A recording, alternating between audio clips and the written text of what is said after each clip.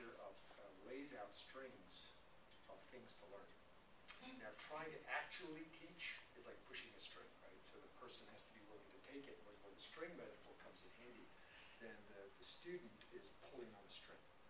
And this becomes relevant because I select a lot of strings. I have 3 days with you, and I cherry pick my best strings that I just lay out there. I have no idea which ones you guys are going to pull on, because the actual pulling, the act of learning, is actually pulling. And I can't tell which strings you're going to ignore and which strings you're going to pull on. What's interesting is that the teacher learning from the students, strings are dropping out of the ceiling all the time in the class. Any one of you might say anything, and I'll go, oh, that's cool, I just pull on that string, I got the learning. When one of you says something, the other one thinks it's cool, that was a string, and you pull on it. So I can't predict where all the strings are going to be coming from, where all the learnings are going to be happening. So I like the string metaphor. And I was guest lecturer in an MBA class, and I did the string thing at the beginning. At the end, I said, so what did you all pull on? And the answer was nothing.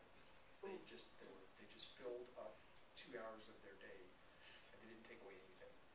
So now the reason I had to do this was because I wanted you to declare out loud what string you're interested on. And when I said these will all be answered at the end of 3 days, it's not up to me to feed you the answer to that. It's on you to pull on that string and get your answer. So we'll be looking for 3 kinds of sources for information. There's what we call industry lore, and I'll give you some industry lore. There's make it up on the fly, and I'll give you chances to make it up on the fly. And there's research on the internet. And all the programmers go out there and rummage around and find code snippets and frequently asked questions and stuff. But in process land and project management land, people don't tend to do that. So I'm going to give you homework each night, which is to do online research on one of your questions. So you may have a better question when you go home. And give a brief report the next day, where you went, where you ended up, what you looked at, what you found. So these questions, so these are strings that you've declared, and I would like to see each of you answer that to some extent by the end of the 3rd day. So that's the reason for this and the reason for teaching learning. And all this very, very serendipitous stuff. Now the other reason for the sticky notes and the fat pans is when you get an aha that you think is kind of cool, I'd like you to write it down on that and post it up on the wall somewhere. So the back wall should fill up over the course of 3 days.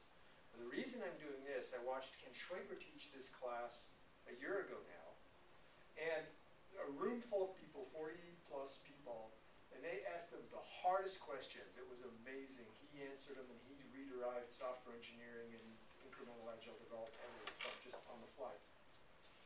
And I noticed that nobody was taking notes. There was no writing going on. It was like a test of teacher day. And they would ask him this nasty question, a gnarly question, and he would answer it, and it would be like, yeah, you got past that one. It's not like they were interested in learning it. And what I observed was they would go back to their desks after a couple of days and had missed huge amounts of information. So they go, well, how do you repair that?